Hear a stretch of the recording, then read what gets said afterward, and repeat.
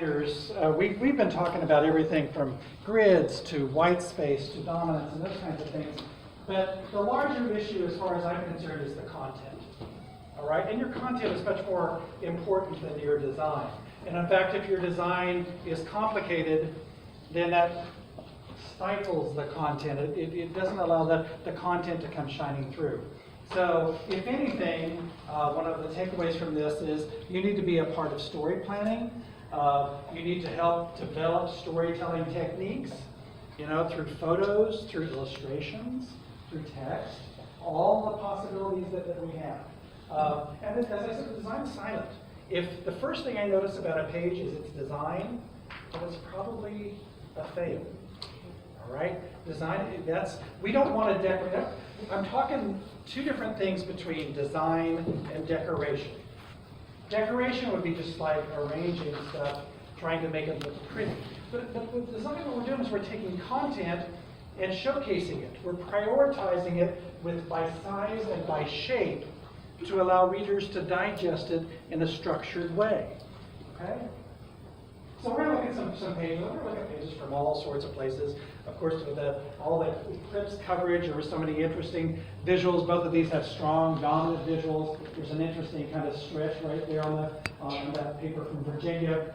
The moment of totality, all right? And sometimes when you have these events, they're keepsakes. These are things we would likely to hang on to and treasure. Of course, the Chicago Sun-Times had fun with the sun, and it was a good opportunity to do that.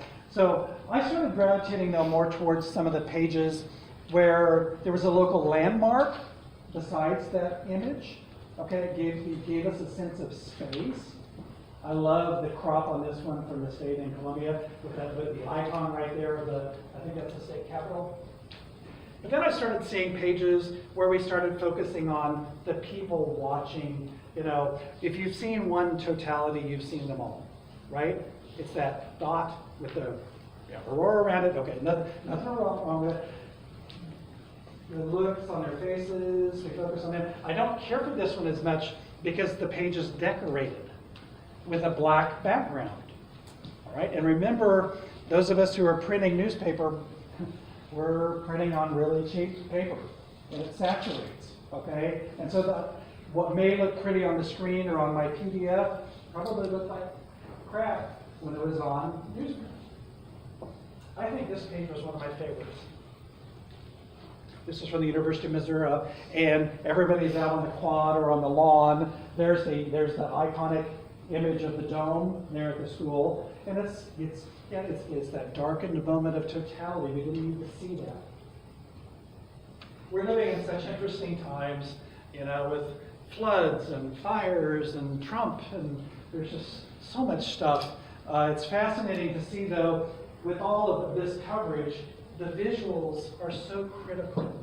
Strong visuals are so critical. Designers, take care of your photographers. Be nice to them, feed them, okay? Kick them in the pants to get shit done. Show them and tell them how much you love them. Run their photos big, okay? That's what we want to try and do, okay? Whether it's the fires in California, oh my gosh, just the images were so powerful. You let the images come shining through when it's a tragedy or it's a terrible moment. Let the content shine through. Next step, let's talk about the packaging, okay? And if you're with my handout, it's on the flip side there. There's a little list there you can follow along. First of all, we want to put related information together, okay? We want readers not to have to jump around and try and find information. There are a few things that are more annoying to me, whether I'm looking digitally or in print. If I'm suddenly tooling along and find related content that's like, oh, that's a surprise, what the hell? And if you're in charge of the design or the management of your paper, you need to take charge of where the information is going to be. You want related information together. Don't suddenly sprinkle basketball stories all the way through the paper. Okay? We want to link these things together so people can find them. And we want them in a centerpiece. We want them in a lead package with clean pages, with a dominant image. How big should that image be?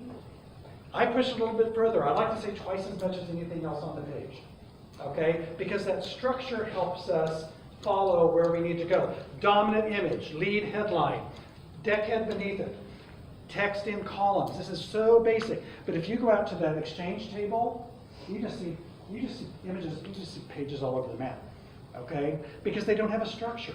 We're just placing things on the page without a thought of where we need to go first. Sometimes that lead package is going to be the entire page. The decimation, the problems with the Louisville basketball tournament, basketball team overtook the entire Courier Journal. All right, and you notice the banner fell, and the chains broke in the flag, and all that white space. All that. Look at how that white space frames that centerpiece, and it draws attention to that really cool illustration and the shadow beneath it. With big news events, that centerpiece is going to be much bigger. But it's very basic. Dominant image, all right? Packaged in one rectangular shape, okay? I'm going to football playoffs. Did anybody see this play at the end of that playoff game? The Minnesota won? Crazy. But, you know, ties 50 lost, so chit is what they would have said. But he just took over the centerpiece of the entire page. Here's the centerpiece of the Star Tribune, a little more refined, a little more formal. But it has a dominant element. So what about a page like this? There's no dominance and there's no centerpiece. Compare it to this. You see what I'm talking about? Okay? And this is kind of a special treatment over here with an extra space and extra line space in between. Okay? But clearly a dominant element. Let's do it again. Compare this to that.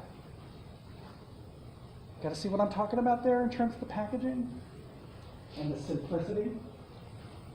The students I advised at the Indiana Daily student, this was several years ago, and they were come into my office and said, the designers are driving me crazy because they're just not packaging well. They're just, whatever. This was a huge news day at IU.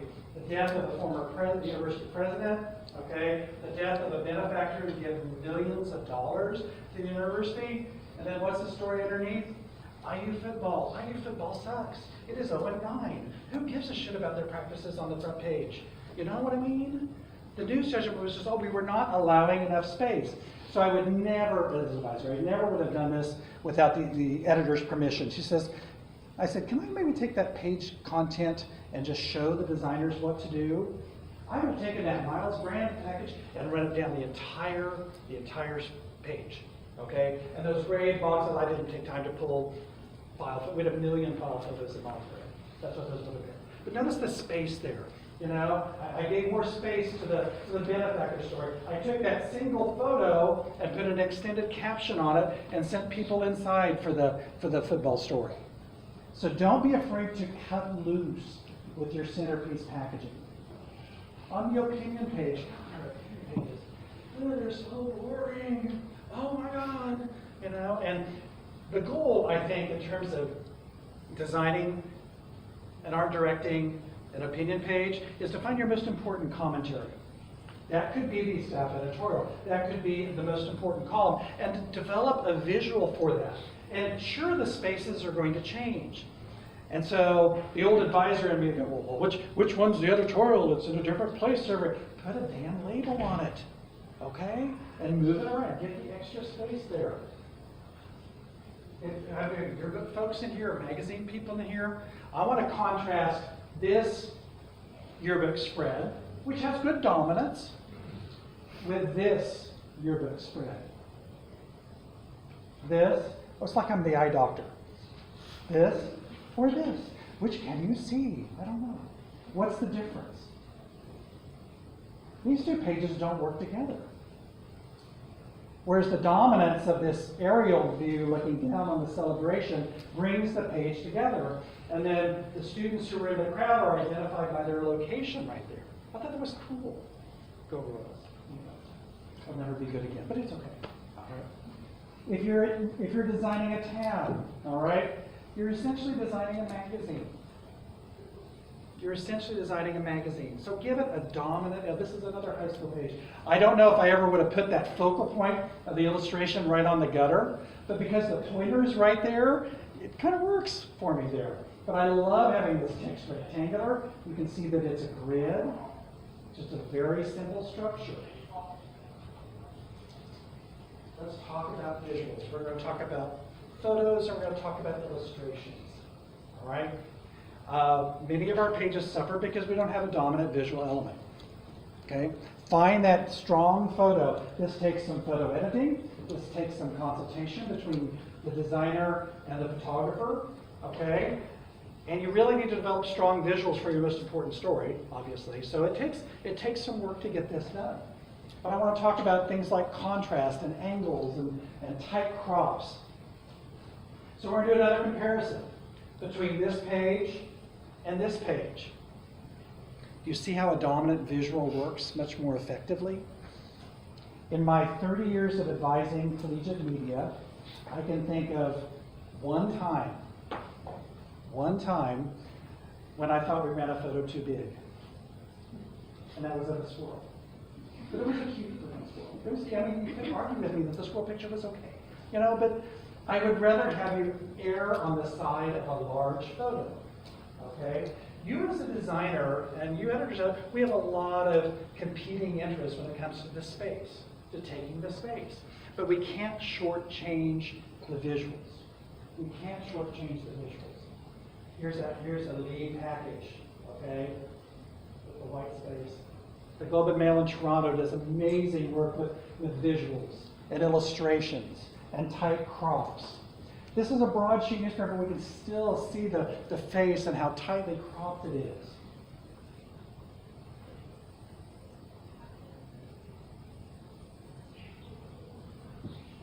With the death of Billy Graham, it was interesting to see a series of different fronts. I guess two of them have the same photo, right? It's always kind of fun to see how they crop them differently. Which page do you like the most? I don't know. What do you think? What, middle? Did someone say middle? First one. The one on the left. Okay, it's a vote. Let's make this a democracy. 1, 2, 3. Okay. How many vote for number 1? How many vote for number 2? How many vote for number 3? Oh, some 3s showed up. Okay. I think the 1s maybe won, but I'm not sure. It was close. Maybe it was peer pressure. Okay, here's the other thing too. I love the crop and the composition, all right? But notice the application of type on the photo. Okay, we're going to talk about that a little bit. All right, we have a real tendency to want to do that. And it's okay to do that, but most importantly to do it in dead space within the photo. All right? Too often I see text put on a photo when there's detail in the background, and essentially it ruins both. We've talked here a lot today about grids, and essentially that means the columnar structure of your pages. Okay? Get them consistent. Don't randomly change a grid just because you want something different. Your grid defines particularly your text typography. And so you don't want it too wide, you don't want it too narrow. Okay, for the basis of your text, you want a grid that will showcase your text typography. Okay, we're going to talk about type in here just a little bit more, where with justified type we want to hyphenate it much more so that there are not spacing issues within the text. But that grid helps us find the sweet spot for the text type first. So if we randomly make text wider or make text narrower, it's more difficult to read. Optimum width for text, I've been told, is 14 to 18 picas, so just a little more than 2 inches. When you see examples where the type runs this big, it may look artistic and pretty, but I'm not going to read that shit. Okay? So compare the grids on these 2 pages. It's the silent structure. Sarah described it as the structure of a house or the structure of a room on which we can anchor the information. Of course, the big, beautiful, dominant Olympic photo helps there too. The New York Times is the best designed paper in the world. Often, there's great papers out there, but man, there are just so many examples just right there that we can look at. You don't necessarily see that on the front page because it has a kind of a classic front page but interior pages are just amazing. Those are beautiful sequence photos, but I wanted to point out how the grid. It's a little wider grid right here, but the simplicity of the page, the elegance of the page, even on multi-photo spreads. You see the grid shining through with its photo pages. And this would be like a magazine page for us who are tabs, okay? It's really important to get that down. And then notice the alignment of these photos. We group multiple photos together. We don't randomly just paste them on the page, place them on the page. Oops, went too fast. You see between the New York Times and the LA Times, you see these consistent photo pages that are essentially the same basic structure. And they allow the content to come shining through. Oh, I was going to point out something on this particular spread. Notice how this grid allows us to use white space. And that's how we get that space on the page. Speaking of white space, we want to use it, possibly we could use it as a content tool. This is very gimmicky. You don't want to do this very often with white space. But even the New York Times did it when they were known that these are the Major League Baseball Hall of Fame. The grid then, once it's applied within the centerpiece, you apply the same grid, but essentially you allow the space on either side to call more attention to that content, allow it to breathe. And then the internal margins, as if you didn't have enough to worry about. We want consistent spacing between the elements, okay? We want, I want to point out down here at the very bottom of this page, it's kind of a cover concept on this tab that I worked on one time, okay? But notice the extra spacing above the headline. Make sure that the headline is closer to the story it belongs to. Don't just center it within that space. That's really annoying when that happens.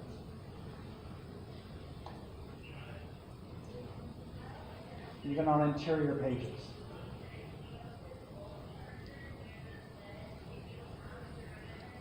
This is an example of using white space to tell a story, and I'll get to that part in just a minute. Putting it in context, this girl was one of the victims of the Newtown school massacre.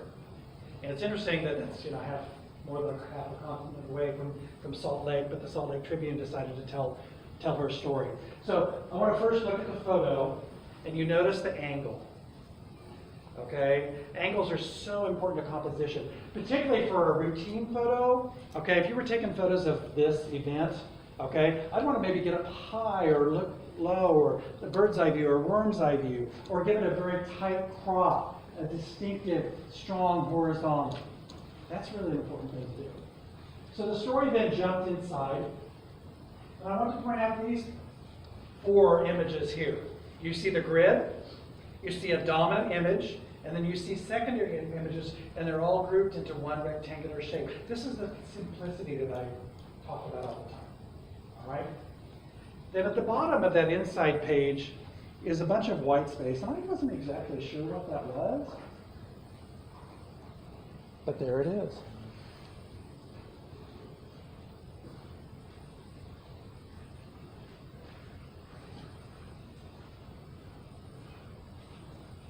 That's essentially an editorial. Wasn't the designer's decision. It probably was the editor or even the publisher's decision to devote that much space. Okay, let's talk about typography just a bit. There's so much we can talk about. So this is a good introduction to color. Color is for content. It is for content. Where do we use color? We use color in photos. We use color in illustrations. And we then use color only in softer, more subtle ways. Okay? I am not a fan of extra color screens, extra applied color, unless there's a clear reason to do it. Because once you start applying extra color, you're decorating and not designing, as far as I'm concerned. So then, prominence then goes to the visuals. A color photo, a color illustration.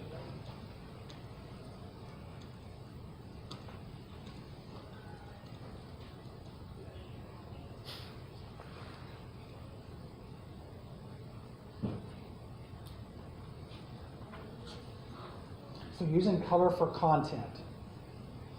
This was a fun little story. This is kind of near Halloween time. One of our students had learned about a woman in Indianapolis who said she'd been abducted by aliens. Is that common? I don't think so. So inquiring minds want to know. So they went and talked to the woman, and she told her story. And the way to illustrate it was this really great illustrator, and he designed a little Martian. The interesting thing about the woman, though, is that not only did she say she was abducted, she said she was impregnated by the alien as well, or aliens. I'm not sure. It's a fascinating story. I need to go back and read it. It's kind of scary, so I should. Oh, point out though on the typography though, be very careful when you're running small white type on a dark background. That was one of the challenges of this page. Some really cool illustrations. I don't like how wide that text is, but that's okay. I do want to point out one more time, I love this page, but you got to be careful putting type on a black background, particularly when you're working with newsprint. Notice here that I think it's in gray, it's probably in large, there's extra line spacing in between. This was a really fun page that we did on, the students did on vinyl records. But the sad thing was the repro was so bad, it looked like someone threw up charcoal. It was just gross. You know, so you got to understand that color may look okay on the screen, but you have to understand how it might turn out once it's printed. This was a simple application of color, and I've seen far worse, but I really don't think you need the color backgrounds on these, okay? Instead, use color for